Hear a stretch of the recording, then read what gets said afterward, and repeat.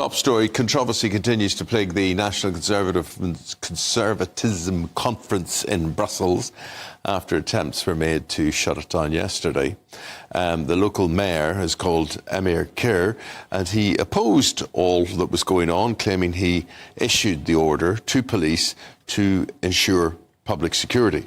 Well, Nigel Farage was a keynote speaker at the event, and he was on stage as police arrived to try and close it down.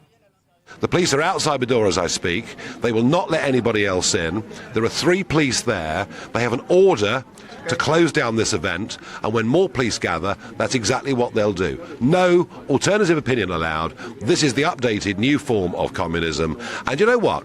If anything ever made me think that Brexit was the right thing to do, it's the events here in Brussels today.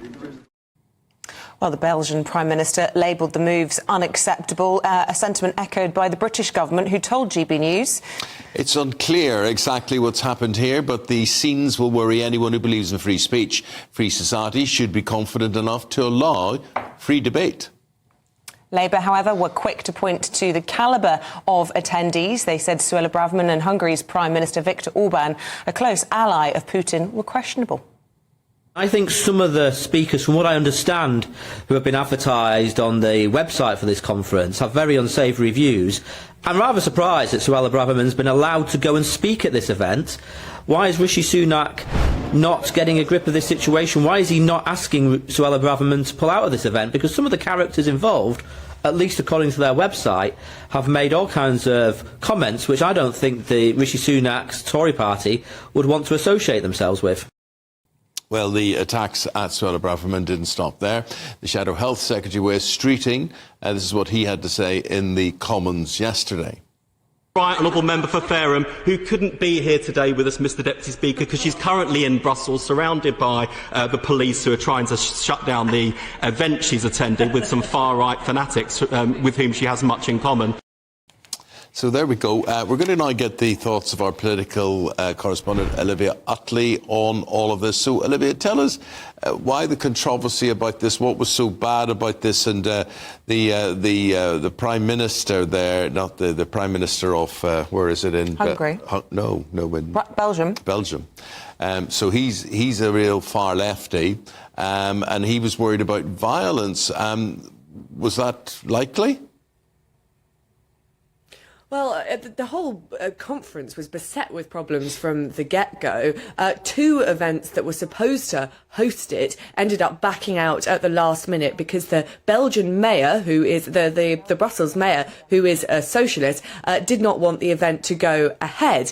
Finally, the organisers found this venue which were willing to accept them, but then while they were inside, the Belgian mayor ordered the police to close it down. Now, he said that there were public order concerns with the event. There are suggestions that perhaps he had seen papers which suggested there might be comments which would be homophobic at the event, or that there would be people who could be offended by what some of the speakers would say. Lots of us in the West, living in democratic countries, think that that's okay, that people being offended by what other people have to say is part and parcel of democracy. But this mayor decided that the event had to be closed down. Then we got into this sort of farcical situation where Nigel Farage was on the stage speaking. The Belgian police turned up. There weren't very many of them, and it was a big event. So they went off to get backup. Backup arrived. There was this huge line of Belgian police standing outside this event, and delegates were allowed to leave,